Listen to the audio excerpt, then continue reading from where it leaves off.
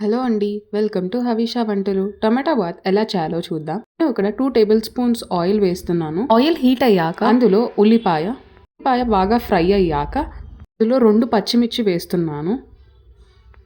కూడా వేస్తాం కదండి, అందుకనే 2 వేసాను.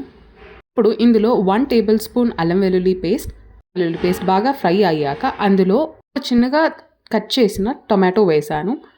ఇందులోనే గుప్పెడు పుదీనా, కొంచెం కొత్తిమీర వేసి బాగా మిక్స్ చేయండి. మిక్స్ చేసిన తర్వాత అందులో తగినంత ఉప్పు, 1 టేబుల్ స్పూన్ కారం, చిటికెడు పసుపు వేసి టొమాటోలని బాగా మగ్గనియండి. మగ్గిన తర్వాత అందులో 1 టీ స్పూన్ గరం మసాలా వేస్తున్నాను. మసాలాని బాగా మిక్స్ చేసి అందులో 1 కప్ పెరుగు వేస్తున్నాను.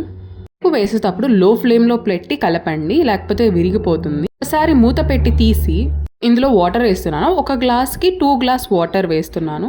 నేను ఇక్కడ 2 గ్లాస్ బియ్యానికి 4 గ్లాసులు వాటర్ వేసాను. చివరిగా నిమ్మకాయ పిండి మూత పెట్టి వాటర్ని బాయిల్ అవ్వనియండి.